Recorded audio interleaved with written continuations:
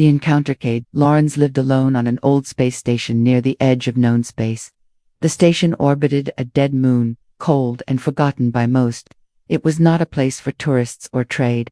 It was quiet, just how Cade liked it. He was an engineer, assigned to maintain the old systems and send monthly reports back to Earth. Life here was simple. Wake up, check the engines, fix what's broken, eat, sleep, repeat. No noise, no war, no orders, just silence and stars. But everything changed the day her ship arrived. It came without warning. A long black ship with strange glowing symbols, nothing like any human vessel. Cade watched from the control room as it approached, smooth and slow, like a shark swimming near its prey. The docking request came through, claiming it was a diplomatic envoy from a place called Betrayal. Cade had never heard of it, but the ship's codes checked out. He opened the bay and waited. When the hatch opened, she stepped out. She was tall, elegant, and strange. Her skin was silver gray, smooth like polished metal, and her eyes were dark with swirling purple patterns. She wore a flowing black cloak, and her face held no smile, no warmth, just calm focus. "I am Velshari," she said, "envoy from the Viral Dominion." Cade blinked, unsure what to say. Welcome. This is Station 71 Kilo. I wasn't told to expect any guests. This visit was not planned, she replied softly. It is personal. Her voice was like ice under silk, smooth but cold. He nodded slowly and led her through the narrow metal halls. He showed her to the guest room, offered some food, and explained the rules of the station: basic safety, oxygen control, communication systems. She said very little, just nodded and listened. But what Cade didn't know was that Velshari was not a diplomat. She was an assassin, and her target was him. She had trained her whole life for missions like this. Quiet, clean, no mistakes. She was the best in her order, trusted with the hardest jobs. No emotion, no mercy. Her mission was clear. Travel to the human station, find the one called Cade Lawrence, eliminate him, and leave no trace. No one told her why. Orders were never explained. All she knew was that this human posed a threat to her people. A future threat, they said. One that must be removed before he becomes dangerous. But as she walked through the station, something felt strange. This place was not powerful. This man was not a warrior. He looked tired, worn, alone. She decided to wait until night. When the lights dimmed and the humans slept, she moved. Silent as smoke, she slipped through the hallways, past the engines, past the coms. Her hand rested on the hilt of her weapon, a thin black blade coated with poison. One strike was all it took. She opened the door to his quarters without a sound. Cade lay sleeping, one arm curled under his head, the other resting across his chest. His breathing was slow, calm. There was no fear in him. She stepped closer, raising the blade, and then she froze. On the table beside his bed was a piece of paper, old, torn, folded at the corners, a drawing. She leaned closer. It showed a human boy holding hands with an alien girl. The girl had silver skin, long dark hair. They were standing under stars, smiling. The lines were simple, drawn by a child's hand. In the corner, written in shaky handwriting, were the words, "Me and Shari, my best friend." Her breath caught. Shari. That name hit her like a punch to the chest. No one had called her that in years, not since her childhood, not since her little sister died during the human-Viral border war. She used to draw pictures like that. She used to say she wanted to visit the stars. She used to call herself Shari. Velshari stepped back, confused, shaken. She stared at the human, then at the drawing. A child's memory, a name from her past. Was this a trick? Or did this human truly know her sister? Suddenly, her weapon felt heavy. Her mission, unclear. She turned and left the room, heart pounding. Back in her guest quarters, she removed her cloak and sat on the floor. Her hands trembled not from fear, but from something deeper, a memory she thought she had buried. She had trained to forget emotions, but tonight, she remembered. She remembered, holding her sister's hand as they watched Earthships fly overhead. She remembered laughter, dreams. And now here she was, blade in hand, standing over a human who might have known that little girl. Morning came. Cade found her sitting at the small table in the mess hall, staring at her cup of water. "You okay?" he asked. She looked up and nodded. He smiled a little. "You want coffee? It's terrible, but it's warm." She nodded again, watching him carefully. He poured her a cup and sat across from her. "So, what brings you to the edge of nowhere?" he asked. Not exactly the place for ambassadors. She paused, then said quietly, I wanted to understand humans. Who you really are. Cade laughed gently. Well, I'm probably not the best example. I'm just the guy who fixes the pipes and talks to machines. He took a sip of coffee, then looked at her more seriously. I used to work on Earth, but after I lost someone, I just wanted peace. This place gives me that. Valshari said nothing, but inside, her mission burned like fire. Could she really go through with it now? Or had something changed? She had come to kill a human, but now, for the first time in her life, she hesitated. The hesitation Veshari could not sleep that night. She sat still in the guest room staring at the metal wall. In front of her, her blade remained on the table untouched for the first time. In years the memory of the child's drawing would not leave her mind, that silver-skinned girl with long hair holding hands with a smiling boy, that name written at the bottom of the page, me and Shariat, was too much to be a coincidence, her people believed. The past must stay buried, but this past had come alive and it was tied to a human. She had been sent to kill Cade. Lawrence was supposed to be a threat. That's what they told her back on Vera Limitum, before he caused damage to the Dominion, but there was nothing threatening about this man. He was calm, quiet, lonely. He didn't even know she was dangerous, and yet something in him had stopped her blade. The next morning Cade was already awake, fixing a power conduit in the engine room. Vel watched him from the shadows, behind a service pipe. He was humming a tune to himself, a song she did not recognize. The wires sparked, but he didn't flinch, just muttered a tired joke to himself and kept working. She was trained to read people quickly, had no military posture, no signs of hidden weaponry. His movements were slow, deliberate, like someone who had seen pain but learned to live with it. She stepped out from her hiding spot and cleared her throat. Cade turned surprised, but smiled when he saw her. Morning. Didn't expect you up so early, he said. Shay gave a small nod. Could I ask you something? Shay said. Of course, he replied, placing the tool down and wiping his hands. The drawing beside your bed. Who is the girl in it? Cade blinked, then rubbed the back of his neck, looking a little embarrassed. You saw that? She nodded once. Silently Cade looked at the floor for a moment before answering. When I was a kid, Earth had just started exploring near Virel Space. Our colony ship got stranded after a system crash, and we were rescued by a group of Virelian scouts. There was a girl among them, silver skin, dark hair, same as you. We didn't speak the same language, but we played together. She called herself Shari, or maybe that's what I called her. I don't know. We only had a few weeks before her ship left. I never saw her again, but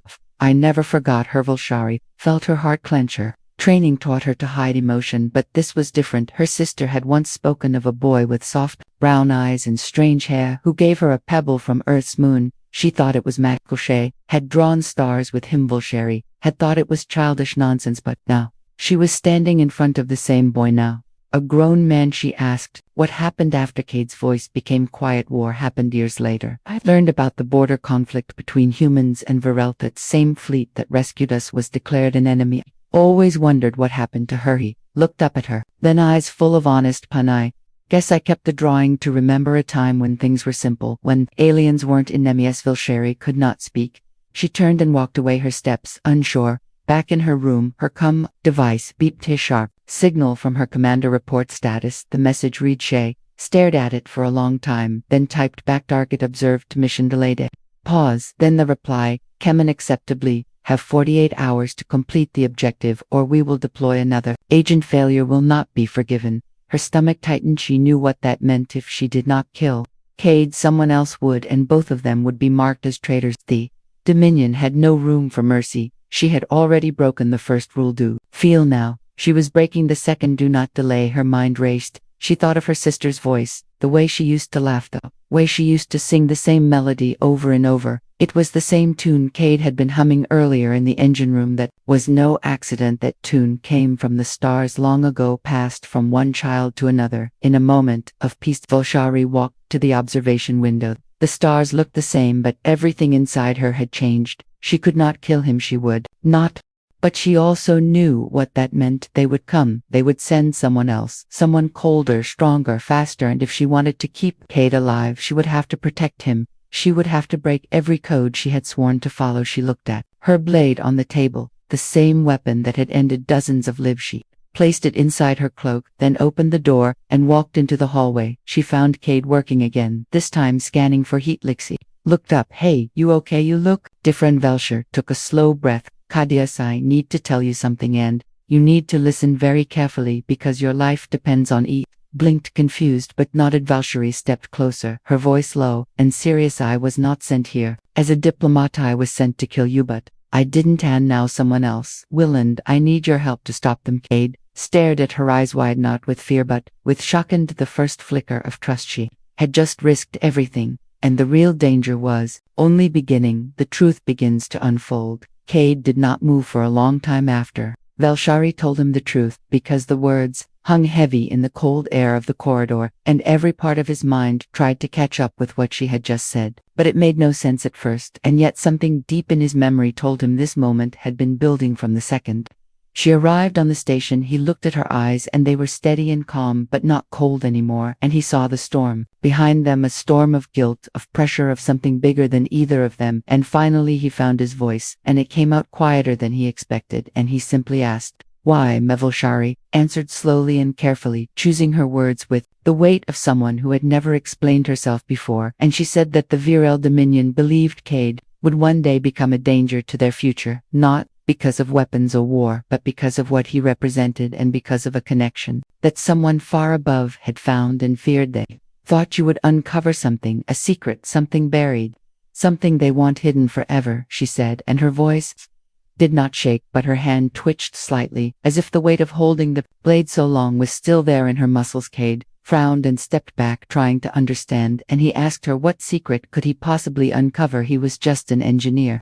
Just a quiet man with a broken past, and no mission, no army, no power. And she looked at him and said, "Maybe it is not about what you are now, maybe it is about what you are going to become." Cade could not argue, because he had always believed his life had no direction, no destiny, but now an alien assassin was telling him otherwise, and strangely it scared him less than it should have, because deep down a small part of him had always wondered if there was more to his quiet survival than luck. Velshari continued and told him that long ago, before the war, his name had been recorded during a peaceful encounter between species, when the Viral were still open to talks and friendship, and among those talks were a few that suggested a shared history, something connecting the two species long before they met in modern times. And when Cade's name showed up linked to someone from her people, they took notice, and when his drawings matched symbols from her home world, they panicked and marked him for removals. "I was sent," she said, "because I had no family left and no questions, and I was trusted to be the one to do it quick and clean. But when I saw the drawing, when I heard the song, I realized the connection was real, and not something imagined by paranoid leaders. And then I started to question everything." Cade leaned against the wall, trying to breathe through the sudden flood of thoughts and memories and strange images of a silver girl from his childhood laughing under alien stars, and he remembered a small necklace she had given him, a spiral of light metal that he had kept buried in a box somewhere, and suddenly he knew it was real, not a dream, not a childish trick of memory. "Do you still have it?" Velshari asked gently, and Cade nodded and walked back to his room, pulling out an old box from under the bed, and inside was the necklace still intact, the spiral shining faintly like it held a light from another world. And Velshari reached out and touched it, and when her fingers brushed it, her skin glowed for a second with a soft violet hue. "This was made by the elders of Viral," she said. "It binds memory and energy, and if you still carry it, it means she truly gave it to you, and it means the past is still alive in you." Cade sat down slowly, and for the first time in years he felt like his heart was beating for a reason, not just survival, not just routine, but for something much bigger than him. And he asked her, "What do we do now?" Velshari looked toward the main door of the station and said, "I received a warning yesterday. If I don't complete my mission, they will send another, someone faster, someone cruel, and they will not hesitate, and they will not stop. And if they find out I told you the truth, both of us will die. So we run." Cade asked. "No," she said, "not yet. First we prepare. They will not arrive today, but they will come, and when they do, we need to know the layout, the blind spots, the escape routes. We need to be ready. Not just to run, but to defend, and maybe to reveal the truth to someone out there, someone who can help." Cade nodded slowly, and for the next several hours they worked together. He showed her the maintenance shafts, the hidden storages, the locked systems. She showed him how to disable scanners, how to mask their life signs, how to set traps without harming anyone. And during those hours they did not speak much, but there was a silent understanding growing between them. As the artificial night fell again on the station, Cade sat by the window, staring at the stars, and Velshari stood nearby, arms crossed, watching the emptiness of space, and both of them knew that everything had changed and the quiet life Cade once had was gone, but for the first time in a long time. He did not feel alone. He felt seen, remembered, understood, and he felt ready because something was coming in. They would face it together. The betrayal from above. The station felt colder than usual, as if the air had shifted, like something unseen had entered and wrapped itself around the walls and corners of the place, and Cade could feel it, too, though he did not speak of it because silence was often easier than fear. But Velshari had known that feeling before. It was the quiet before death. She sat in the main control room watching the sensor grid flicker slowly in green pulses, but her eyes were on the stars, not the screen, because she knew the Dominion would not send warnings this time. They would not knock before coming through the door. They would strike and vanish, leaving only cold silence behind. Cade entered, holding a panel he had just rewired, and gave her a nod to say the job was done. But before he could speak, she turned toward him, and her voice was sharp and calm at once, telling him that something was approaching from deep space, masked by shadow fields invisible to normal scanners, but not to her eyes, not to her training. Cade stared at the grid, confused because nothing showed up, but she explained that their ships moved like phantoms, bending light and data, and by the time a normal system saw them, it was already too late. And then she stood up and opened the secret weapons cache she had created in the maintenance corridor behind the old storage unit. From the shadows, she pulled out a pair of energy blades, not meant to kill but to disable, and handed one to Cade, telling him to keep it close and follow her orders without question. And though his hands trembled slightly, he took the weapon and nodded, because trust had already been born between them, stronger than logic or fear. Minutes passed like hours as they sealed down the station, locking side corridors, dimming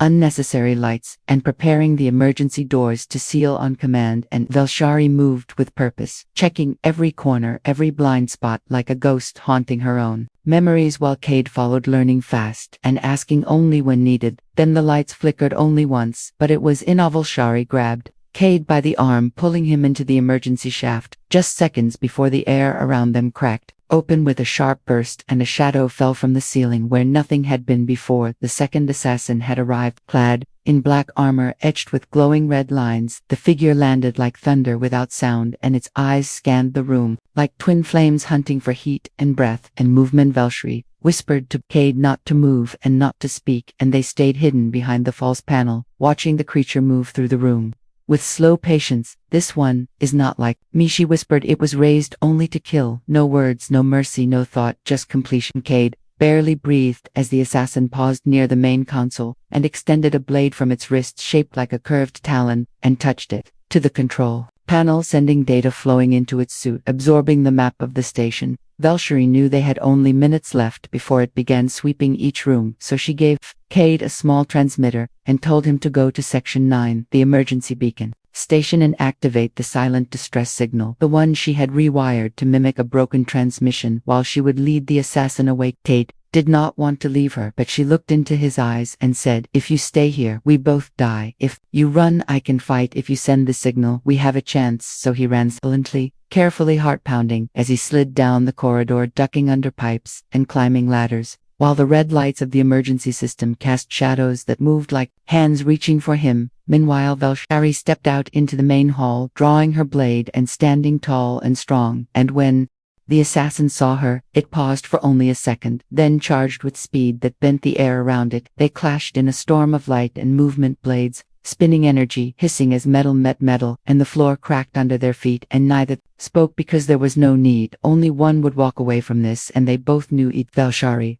fought with all the memories of her past in every strike. The laughter of her sister, the kindness of the human boy now grown, the betrayal of her commanders, the fire in her chest that told her she was more than a weapon. The assassin did not feel pain or doubt, but it began to struggle, because Velshari did not fight like a killer. She fought like someone with something to protect, and that made her stronger than any mission. Just as she was losing her footing, a signal burst across the station systems, a soft chime, barely audible, but enough to send a warning across nearby systems. Cade had done it.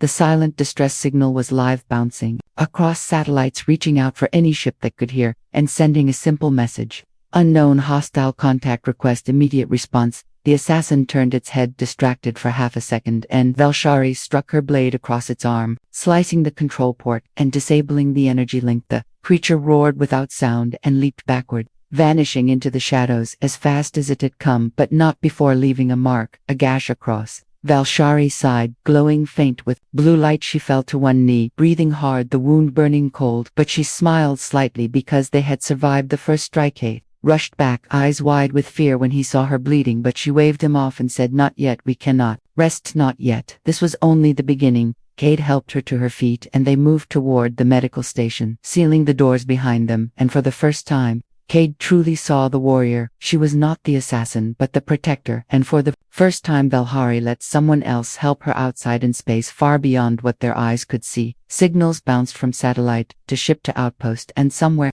someone received the call and changed course toward the forgotten station on the edge of the galaxy. Help was coming, but so was war. Escape together.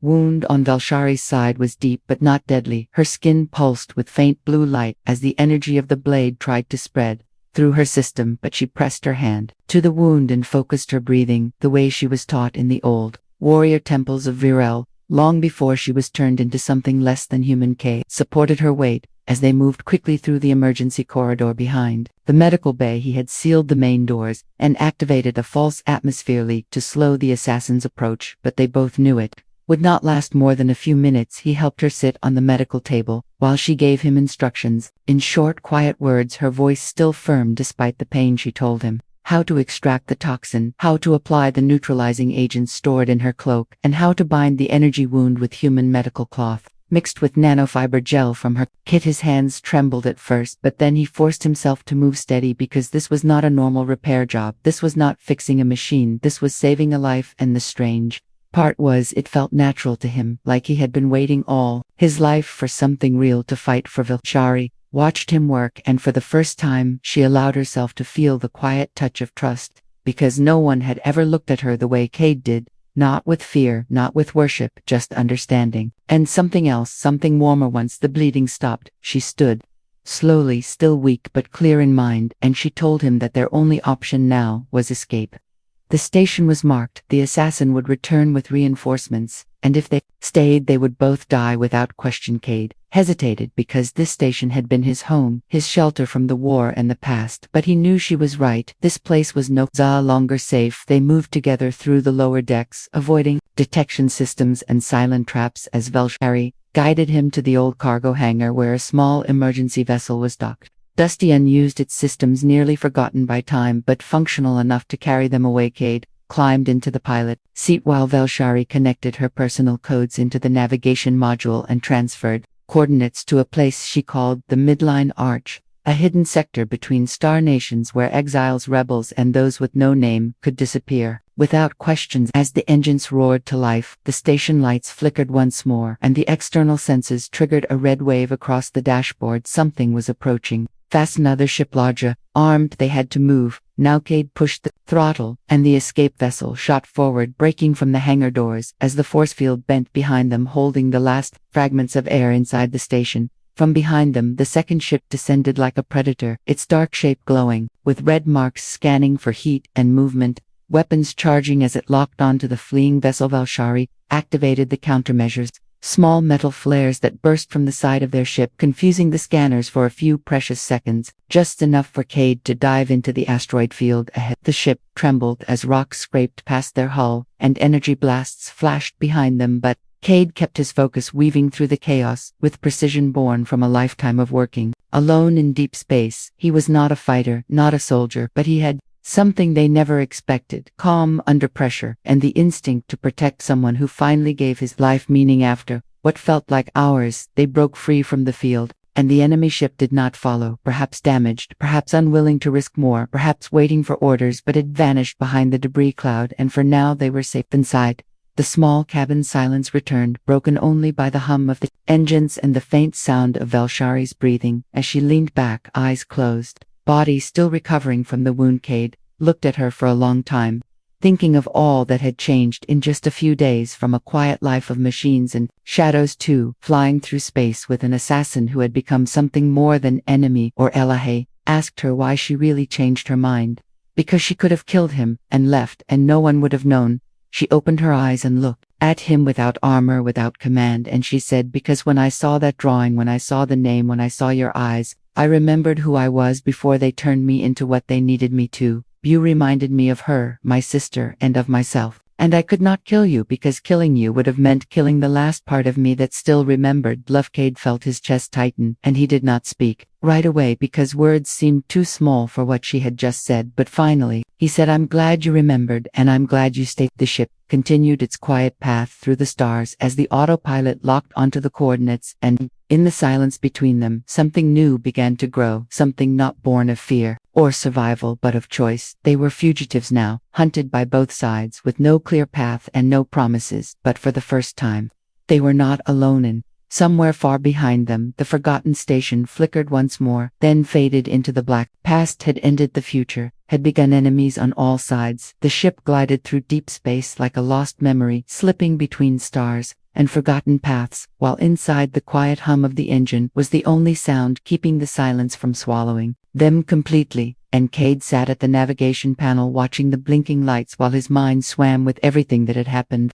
Velshari rested in the back cabin, her body still weak from the wound and her eyes closed, not in sleep but in focus as she tried to control the pain with breath and meditation, just like she was taught in the temples before the war, before she became a blade for the Dominion. Time passed slow and strange as they neared the midline arch, a stretch of space that did not belong to any world or government, a place where names were left behind and survival was the only law, and Velshari had chosen it because it was the only place where they would not be immediately hunted. As they approached the system, the ship's scanner detected a small moon covered in vegetation and old ruins, with breathable atmosphere and low-energy signatures, which meant it was abandoned or at least forgotten, and Cade suggested they land there for a short time so she could recover, and so they could plan their next move. Velshari agreed with a slow nod, her face pale but her voice steady, and Cade guided the ship down through a layer of thin mist and gentle gravity until they touched down on a soft field surrounded by twisted trees and blue stone pillars that looked like they had once belonged to something great. They stepped out of the ship and the air was warm and clean with a soft breeze that carried strange scents like spice and earth and memory, and for a moment it felt like peace. Cade helped Velshari walk to a flat stone near a small stream, and she sat with her feet in the cool water while he gathered supplies from the ship to set up a temporary shelter and a fire for warmth, though the sky above was gentle with two soft suns shining through the clouds. Later, as the fire crackled and shadows danced on the stone, Cade sat beside her and looked up at the stars through the gaps in the trees, and he asked her if she missed her home. She was quiet for a moment, then said, I do not know what home is anymore, because I served the Dominion for so long that I forgot what it meant to belong, and now that I have turned against them, I am nothing to them and nothing to myself. Cade looked at her and said, then maybe we find something new together, something not ruled by orders or history, something that we choose not because of duty but because of who we are. Velshari turned her head and looked at him, and for the first time her eyes were soft and not guarded, and she said, I do not deserve your kindness. And Cade replied, maybe you do not, but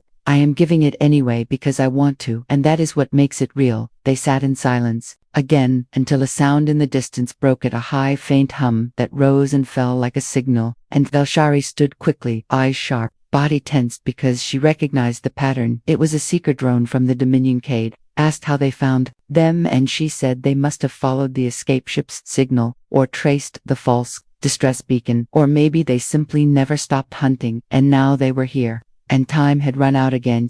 She told Cade to get the ship ready while she scanned the perimeter, and though she was still in pain, she moved like a shadow, blending into the trees and ruins, searching for the source of the signal. What she found was worse than she feared. It was not just a drone, it was a beacon dropped by a forward scout marking the moon as a confirmed target and calling reinforcements within hours, and that meant their location would be swarmed soon with soldiers, hunters, and Wershi returned to Cade and told him what she had seen, and he asked how long they had, and she said less than 3 hours, and maybe less if the scout ship was already nearby. Cade said then, we do not run this time, and she looked at him with surprise, and he said, we have been running since the moment you arrived, and it always ends the same, and maybe now it is time we turn and face what is chasing us. Velshari said it would be suicide to fight them, both injured, both outnumbered, both alone, but Cade shook his head and said, we are not alone, not anymore, and I believe we were brought together for a reason, not just to survive, but to change something here.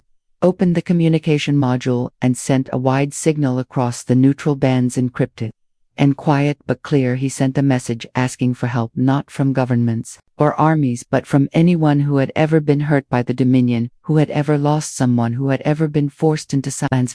Shari watched him, and something inside her shifted again, because this was the boy from the drawing, the boy her sister had trusted, and he had not changed his heart, had not hardened even after all he had lost, and now she knew that the future they feared might be exactly what he was born to create. The signal went out into the stars, while the beacon on the ground pulsed, and somewhere in the sky the enemy closed in, but they did not run, they prepared, because the final choice was coming, and this time they would make it together, the choice that changed everything. The moon was quiet again, but the silence was not peace, it was the breath before a storm, the wind before a fire, and Cade could feel it in the way the grass stopped moving, and the birds in the trees vanished into the sky, leaving only the sound of distant engines drawing closer like drums of war. Shari stood on a small ridge overlooking the valley, her cloak wrapped tightly around her body, and her hand resting on the hilt of her blade, not because she planned to kill, but because it was all she had ever known how to do, and now she would use it not to take life, but to defend it. Cade stood beside her, not as a warrior, not as a soldier, but as something stronger, a man with purpose, a man who had been chosen by fate, not for power but for memory and truth, and he carried the transmitter on his back, the same device he had used to send the message of hope across the stars. The first ship appeared through the clouds, sleek and black with red lights pulsing along its sides like veins of fire, and behind it came another, then three more, each one armed, each one ready to erase everything that did not obey. Shari looked at Cade and said, if we fight we may die, and he said, if we run we lose more than our lives, we lose the chance to mean something. They activated the beacon one last time, but this time it was not a call for help, it was a warning, a statement, a final message to anyone who would listen. We are not afraid, we are not yours, and we will not be silent. As the Dominion ships landed, soldiers poured out in perfect formation, weapons raised, orders clear: capture the traitor, eliminate the human, recover the beacon, destroy the site, leave no record. Velshari stepped forward, her voice louder than the wind, and she said, I am Velshari, former blade of the Dominion, daughter of Virel, and sister to the one you buried in silence, and I refuse your orders, I break your chains, and I stand with the human whose name you fear, because you know what he carries. You know he is not a threat to life, but to control, and that is why you want him gone. The commander of the soldiers stepped out, tall and cold, his face hidden behind a metal mask, and he raised his weapon, but before he could fire, the sky changed. It began with one ship, then another, then 5, then 10, all shapes, all sizes, all colors, coming from all directions, surrounding the Dominion vessels. Like a wall of light, they came from colonies forgotten by the maps, from rebel stations hidden behind dead stars, from lost tribes and peaceful fleets, from humans and aliens and machines, all drawn by the signal, all answering the same kala. Voice from one of the incoming ships echoed through the sky, loud and clear. We heard your truth, we remember the names you erased, we carry the pain you tried to bury, and we stand with those who stand against fear. Dominion commander paused for the first time, his hand lowered slightly, and the soldiers behind him shifted, confused, unsure, ready to fight, but unsure who their enemy was anymore. Walked toward him, unarmed, cloak open, hands raised, and she said, this is your last chance. You can choose obedience and die forgotten, or you can choose truth and live free. The commander looked at her, then at Cade, then at the sky filled with fire and hope, and something in him cracked, not from weakness but from memory, and he removed his mask, slowly placing it on the ground, and said, I was once a teacher before I became this, and I remember a time when we dreamed of peace. He turned to his soldiers and raised his voice, not with command but with choice, and said, those who wish to follow lies, stay where you are. Those who wish to follow truth, step forward. One by one, the soldiers moved forward, weapons lowered, masks removed, names spoken. It did not end with blood, it ended with voices. Later, as the ships landed and people gathered and stories were shared, Cade and Velshari sat beside the same stream, where they had first touched peace, and she looked at him and said, the Dominion will fall, not in war but in memory, and you are the first piece of that memory. Cade held her hand, not with fear or fire but with calm, and said, I did not ask for this, but I will not walk away from it, and you are not alone anymore in the sky above. A new station was being built, not for power, not for control, but for connection, and it would be called Cherie's Light, named not for a warrior or a hero, but for a child who once believed in stars. And somewhere deep inside both of them they knew the journey was far from over, but the choice had been made, and this chapter was complete. The end.